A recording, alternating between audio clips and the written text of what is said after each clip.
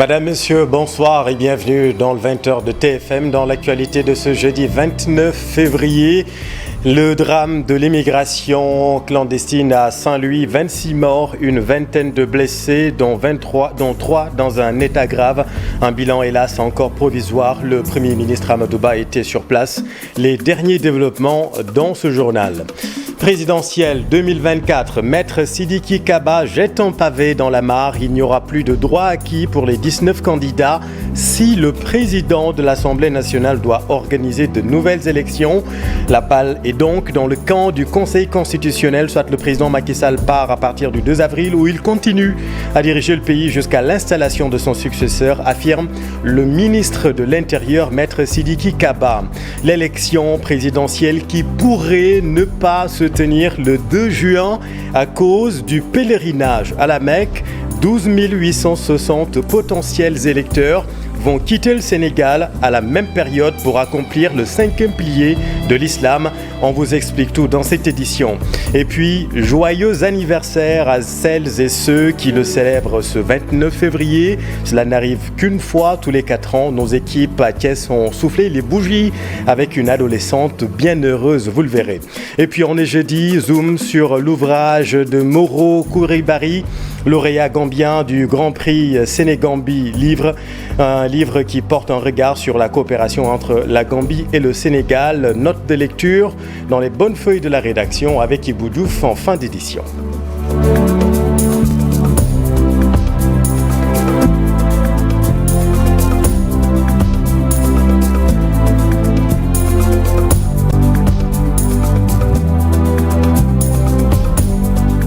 Mais d'abord, la pression s'intensifie sur le Conseil constitutionnel, soit le Conseil décide que le président de la République va continuer à diriger le pays après le 2 avril jusqu'à l'installation de son successeur conformément à l'article 36.2, soit les 7 sages décident qu'il va quitter le pouvoir après le 2 avril selon le ministre de l'Intérieur. Et dans ce cas, tout le processus électoral sera repris. Il n'y aura plus donc de droit acquis pour les 19 candidats déjà validés par le Conseil constitutionnel.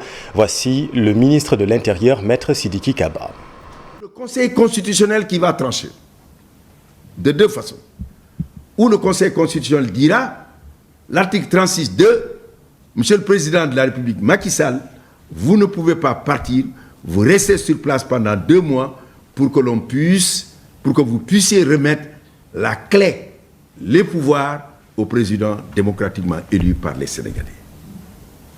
Ou le Conseil constitutionnel doit dire il y a vacance de pouvoir et dans ce cas, c'est le président de l'Assemblée nationale qui devient automatiquement président de la République.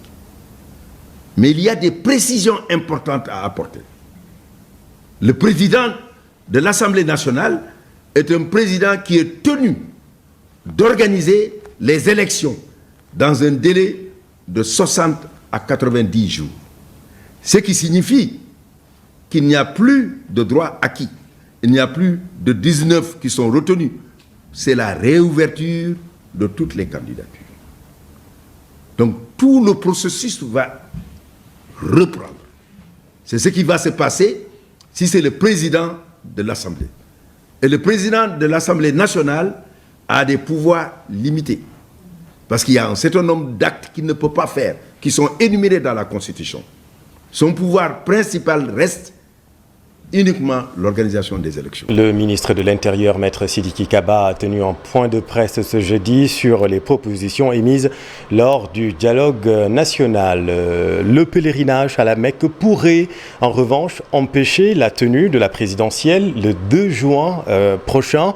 Les premiers vols quitteront Dakar en fin mai. Le pèlerinage concerne, vous le savez, 12 860 potentiels électeurs. Explication, Ibrahima Kane. C'est du 27 avril au 6 mai. Parce que Dakar bu jotee boo demee Fouta moom lu ko dalee Dagana ba ngay ñëw Tamba ñëw Saloum doo fa gis kenn. Pareil pour Kolda, faut ñu tenir compte ci contraintes yooyu nga xam ne moom moo méngoo ak sunu dundani réew. Justement, par rapport à ces contraintes liées aux événements religieux évoqués par le chef de l'État, la date du 2 juin proposée risque de poser un autre problème majeur. Et oui, si la présidentielle venait à se tenir à cette date, pas moins de 12 000 potentiels électeurs seraient privés de leur droit de vote. Pour cause, le 5e pilier de l'islam qui se profile à l'horizon. Pour l'édition 2024, le Sénégal dispose d'un quota de 12 860 pèlerins. Le premier vol à destination de la Mecque est prévu le 27 mai prochain.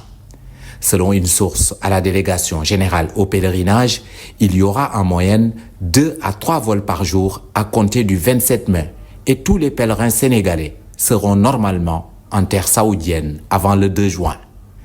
Peut-on alors organiser le scrutin sans tenir compte du pèlerinage quand on sait que le chef de l'État a déjà soulevé la contrainte liée au Daca de Médina Gounass?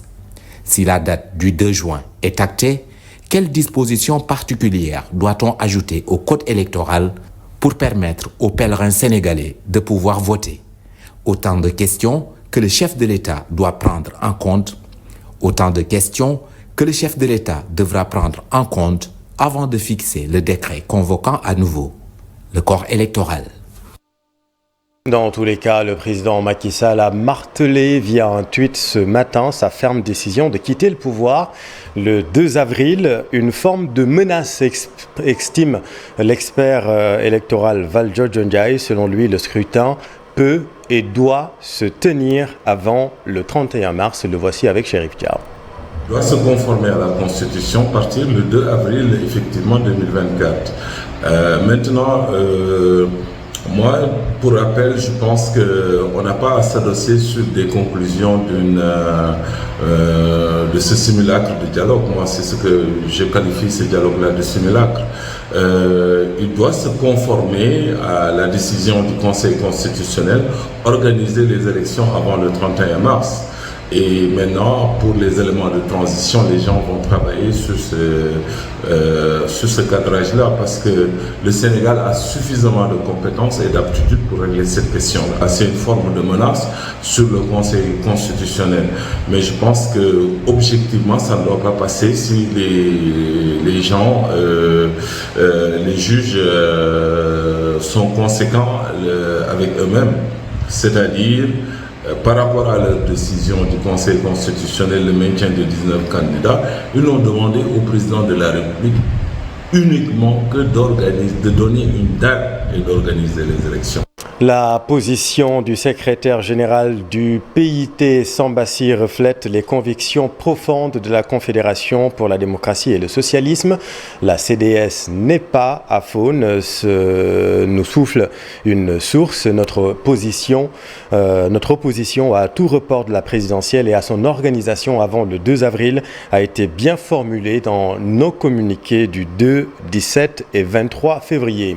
Dans l'actualité politique toujours, lancement du Front de résistance, nouvelle plateforme regroupant l'ensemble des partis et coalitions de l'opposition. Cette plateforme a fait face à la presse pour rejeter en bloc les conclusions du dialogue national. Nous y reviendrons dans un tout petit instant avec Aminata Maresso. Bientôt, la réouverture des infrastructures sociales à l'UCAD après la reprise, vous le savez, des cours en présentiel.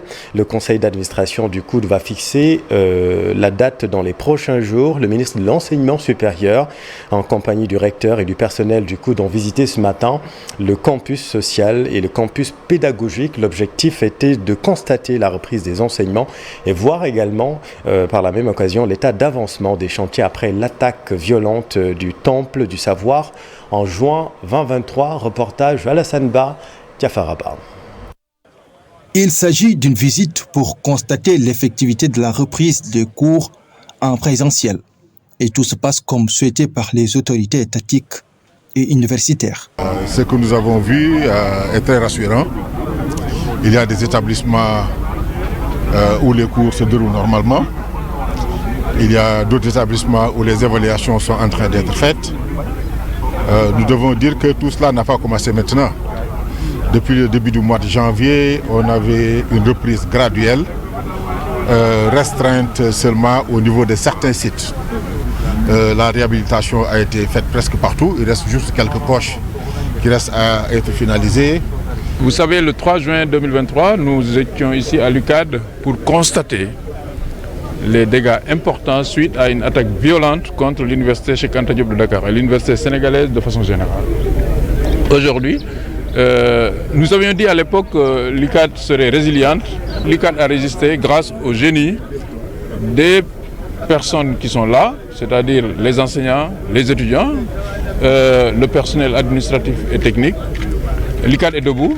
Les enseignements n'avaient pas cessé et se faisaient à distance, ce qui fait qu'ils ne sont pas trop en retard sur le calendrier universitaire, d'après le recteur. Alors, il y a toujours les grandes facultés comme la fac de lettres, la fac de droit, la fac de sciences, la fac d'économie, qui ont toujours eu beaucoup plus de défis pour finir et boucler leur agenda. Ça a toujours été comme ça et ça l'a été également cette année. Je précise que les cours ne se sont jamais arrêtés, comme l'a dit le recteur. Maintenant, on revient à ce qu'on peut considérer comme l'écosystème normal d'une université, c'est-à-dire des cours à distance et des cours en présentiel. L'université est aussi prête au niveau des infrastructures sociales, rassure le recteur. Les restaurants, les chambres, oui, au niveau des infrastructures sociales, là aussi on est prêt à accueillir les étudiants. D'ici quelques peut-être mois, le COUD devrait avoir au moins une capacité de 20 000 lits et des restaurants qui peuvent servir jusqu'à 70 000 repas par jour. Donc je pense que l'Université de Dakar va retrouver très rapidement sa vitesse de croisière et nous sommes heureux pour ça. Le conseil d'administration du COUD va se réunir dans les prochains jours pour définir les conditions et fixer la date de réouverture des infrastructures sociales. Merci Alassane et parlons de la vague de libération des détenus dits politiques.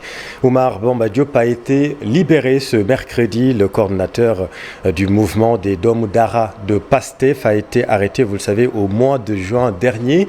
Il y a 3 semaines, notre équipe a rencontré sa femme chez elle. Elle espérait que son mari soit libéré avant le Magal de Darou Mouhty. Mais finalement, son mari est sorti de prison 2 jours après. Mieux vaut tard que jamais, dit le dicton, n'est-ce pas Abdoulaye Diop?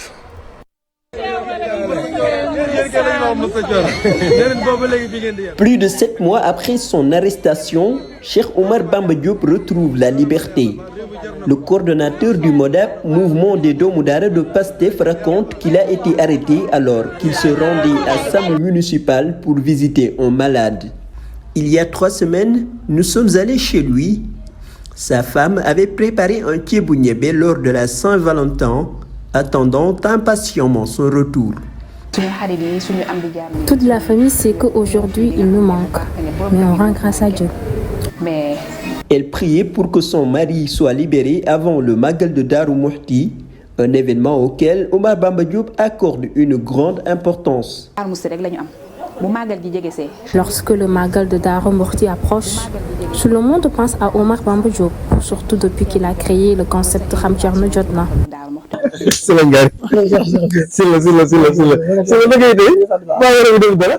Bien qu'il n'ait pas pu assister au Magal, il est accueilli comme un héros à son retour. Il célèbre ce qu'il considère comme une victoire pour son engagement envers le pays. On a la foi et on est des croyants. On rend grâce à Dieu, à son prophète, et on remercie Serigne Touba. Ses proches, les membres du MODAP et d'autres maîtres coraniques sont présents. Ils témoignent de son dévouement au développement du pays. Des personnes comme Oumar Bamba Diop ne ménagent aucun effort lorsqu'ils s'engagent pour une cause. Oumar n'a pas subi de brutalité en prison, mais il affirme que d'autres détenus ont été victimes de violences. Les brutalités et les tortures, personne ne peut nier ça. Il y a des détenus qui sont venus avec des blessures.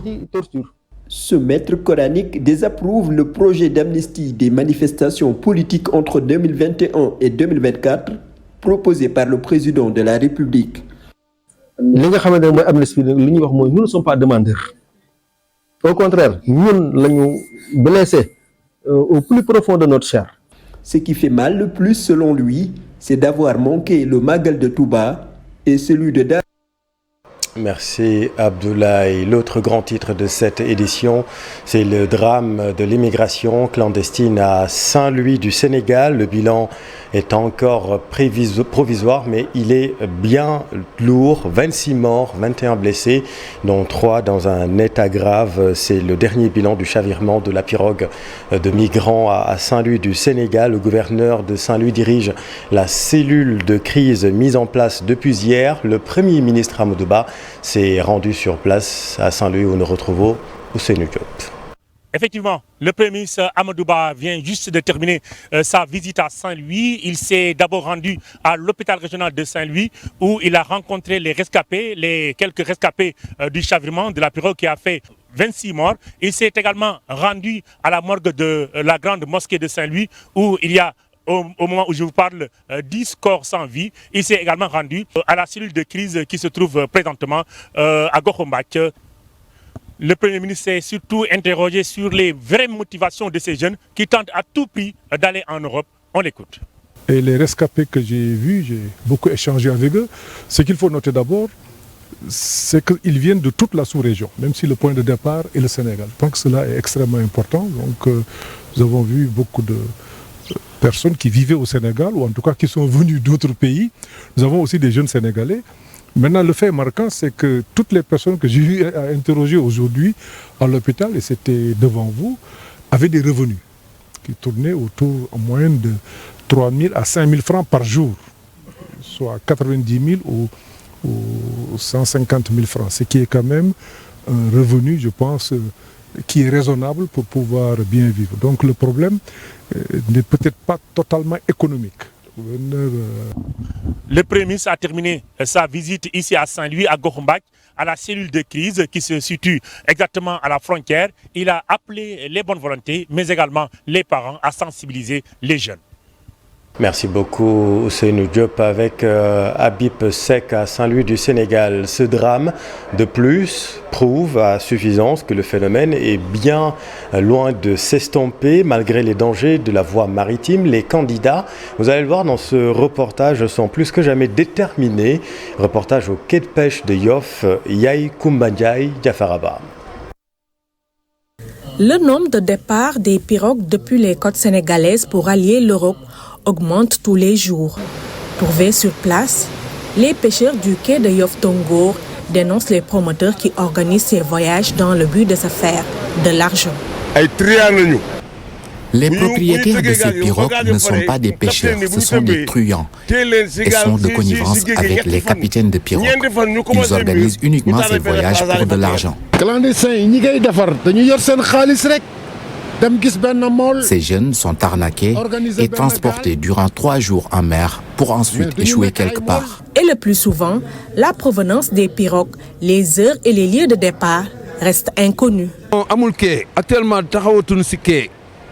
Actuellement, personne ne peut donner un lieu de départ précis. Nous ne sommes jamais au courant d'une pirogue qui doit partir en mer avec des clandestins à bord. Ils font tout pour encaisser l'argent et préparer le voyage en catimini. Et avec cette période de froid, la traversée est devenue plus risquée. Les passagers de ces pirogues ne savent pas ce qui les attend en mer. Il fait très froid. Et c'est pourquoi finissent par rester. Pour cibler les pirogues en partance vers l'Europe, il est important que les stations d'essence soient beaucoup plus vigilantes.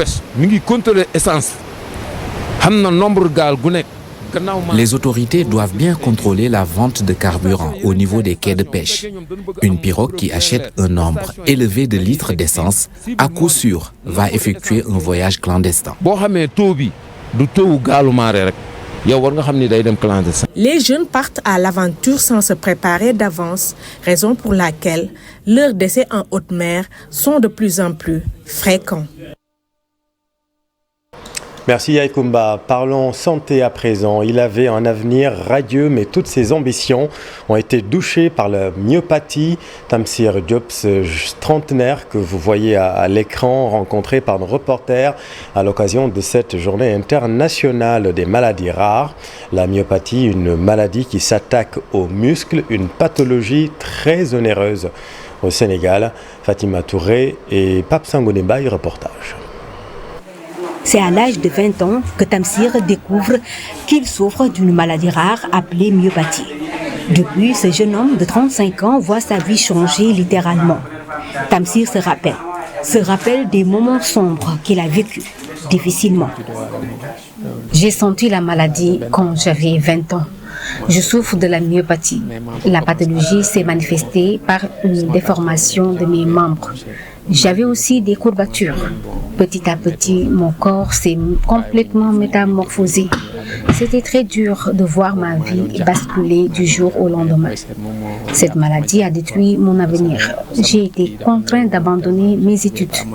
Mais je me dis que c'est la volonté divine. J'accepte mon destin. Et pourtant, il n'est pas le seul à souffrir de ce genre de maladie. Cette mère de famille aussi nous raconte son calvaire. 3 membres de sa famille souffrent de ces maladies rares, parmi eux, ses 2 fils. Il y a mon frère cadet qui a eu à vivre cette maladie et il en a pâti. Il y a deuxièmement aussi mon fils aîné, après que j'ai su que mon fils aîné a eu la maladie, donc je suis partie vers le centre hospitalier, surtout ici à l'hôpital Femme. Il y a actuellement mon fils cadet qui est sur une chaise roulante, donc il se déplace. Donc finalement, il a eu à interrompre ses études en classe de 4e. Il n'a pas pu aller en 3e, donc à cause des escaliers à prendre, à cause des déplacements difficiles. Donc finalement, il est cloué sur la chaise. Les maladies rares sont très onéreuses et la prise en charge fait défaillir selon les malades. Tout le sens du plaidoyer de l'association Tahaouma en cette journée internationale des maladies rares. Pour le prise en charge, les malades sont très compliqués, c'est difficile dans l'aspect général. Pour l'accessibilité du transport, l'accès de prise en charge pour des soins comme les ordonnances, des radios, analyses et tout ça, ça coûte beaucoup de moyens. Et avant même d'avoir un traitement, il faut que le malade passe dans des locaux donc à l'hôpital pour qu'il puisse avoir un résultat. Au Sénégal, 80% des maladies rares sont d'origine génétique. Selon ce spécialiste, il nous explique comment se prémunir de ces maladies. Plus souvent, elle est héréditaire. Et quand on parle de maladie héréditaire, une personne atteinte, elle est déjà atteinte, elle nous intéresse, oui, mais ce qui nous intéresse encore de plus, c'est sa famille. Donc, la prédiction, c'est à partir de là-bas. Donc, on fait une prédiction en allant chercher les potentiels porteurs de la mutation dans la famille et d'essayer donc de les surveiller. Ministère de la Santé et de l'Action sociale, une stratégie est en cours d'élaboration pour assouplir la prise en charge de cette maladie qui mange les muscles afin de réduire drastiquement les maladies rares. Les autorités insistent sur l'importance des analyses prénuptiales. L'ambition du ministère de la Santé, c'est également d'aller vers un plan stratégique spécifique dédié aux maladies rares. Au plan des infrastructures, comme vous pouvez le constater vous-même, il y a beaucoup d'hôpitaux aujourd'hui qui sont ouverts au Sénégal, qui sont équipés. Et très prochainement, d'autres hôpitaux également vont suivre.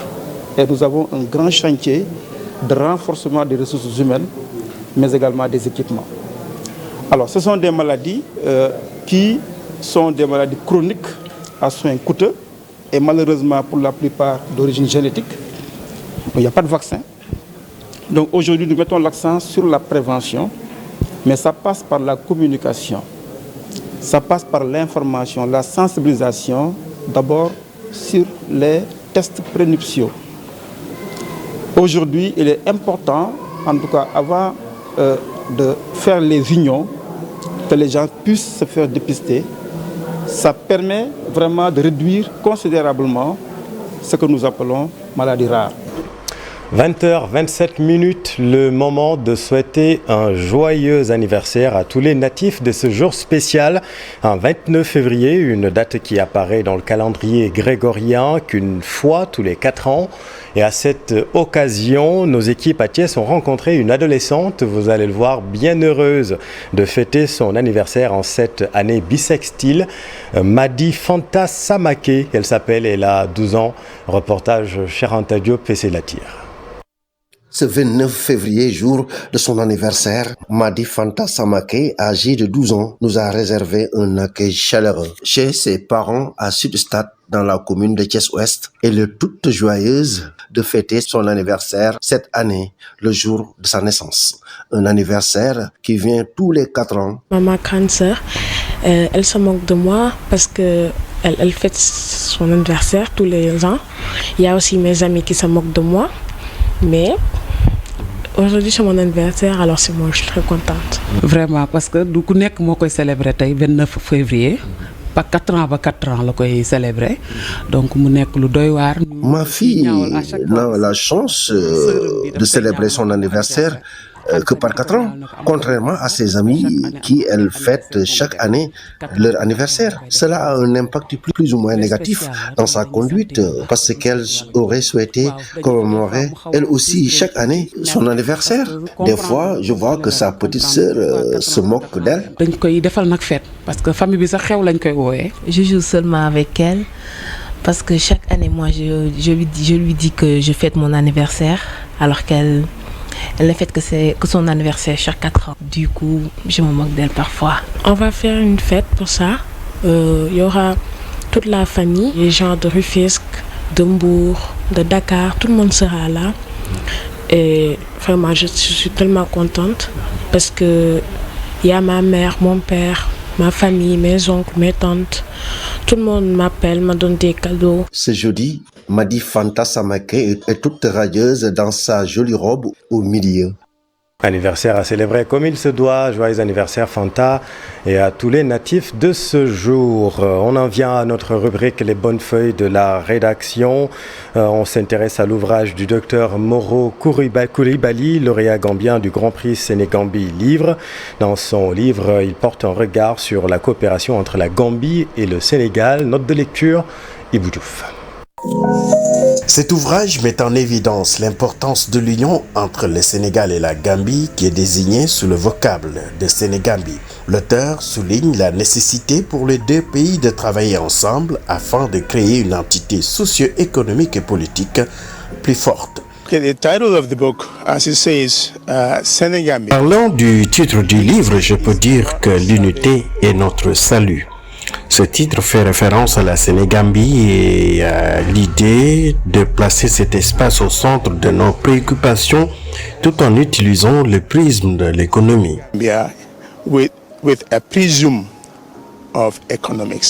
Dans son ouvrage, le docteur Moro Coulibaly encourage l'intégration économique entre le Sénégal et la Gambie, soulignant ainsi les avantages mutuels que cela pourrait apporter aux deux nations. People's priorities are different now. Les priorités des gens sont différentes maintenant, notamment en ce qui concerne leurs finances. Les gens sont davantage préoccupés par leurs conditions de vie, l'économie, leurs finances individuelles.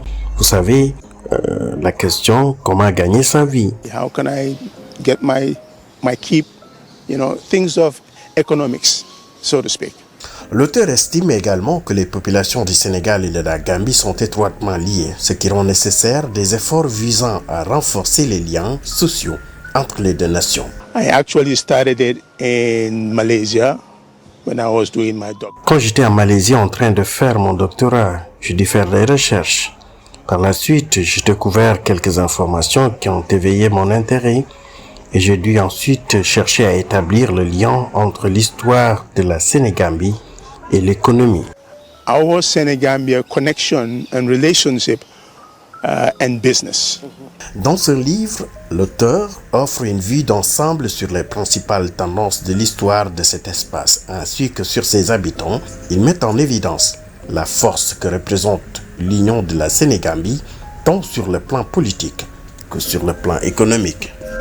Dans l'actualité sportive, encore une histoire de prime qui secoue le football sénégalais au ministère des Sports. Le quotidien Source A, dans sa parution du jour, annonce que 7 personnes au ministère des Sports ont touché 14 millions de francs CFA en guise de prime après la CAN 2024. Un fait récurrent chez les dirigeants qui disent pourtant faire du bénévolat.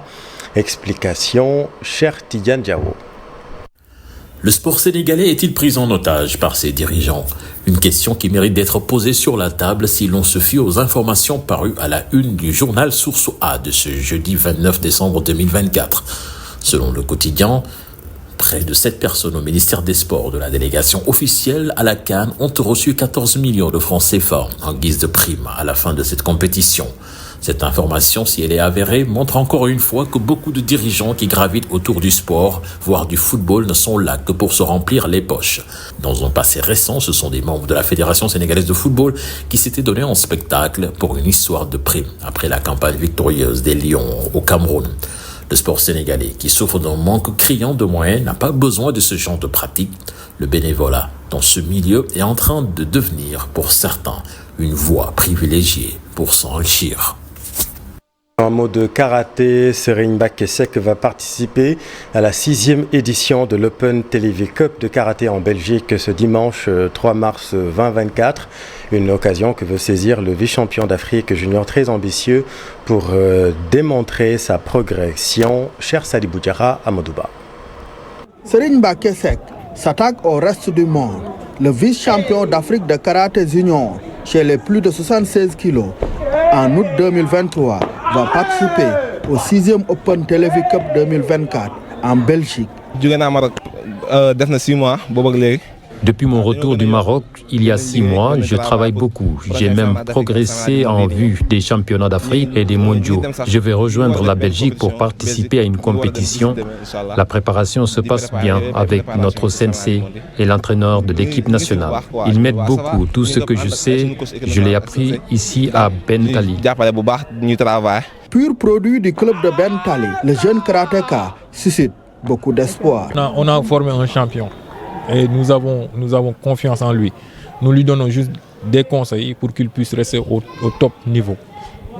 Qu'il puisse vraiment relever beaucoup plus de challenges parce qu'on a besoin de lui. On connaît l'esprit de Serigne Baké. Donc nous, ce qu'on attend aussi des autorités aussi, c'est d'avoir des tapis. Un endroit où nous pouvons nous entraîner. Parce que si vous avez vu, nous avons des moquettes, nous avons des tapis. Et parfois, les élèves se blessent et c'est vraiment déplorable. Et nous, l'objectif que nous nous fixons, c'est de produire davantage de techniciens, davantage de champions. Face à ces grandes attentes, Serigne Bakesek ne ménage pas ses efforts. Il est aussi très ambitieux. Je travaille tout. En sport de combat, il faut être prêt sur tous les aspects. J'y travaille bien. Je vais en Belgique pour chercher la médaille d'or. Je me sers de cet événement pour préparer les mondiaux et autres compétitions devant moi. L'Open TV Cup 2024, c'est ce dimanche 3 mars à Carignan, en Belgique. Pas moins de 500 participants. Ils sont attendus en kata, comité et équipe. Merci cher Sadibou, c'est la fin de cette édition. Merci infiniment de l'avoir suivi. Je vous retrouve dans un tout petit instant avec Moussatine, mandataire du candidat Khalifa Sall pour Soir d'Info. La suite, retrouvez toutes ces informations sur notre site igfm.sn. A tout de suite.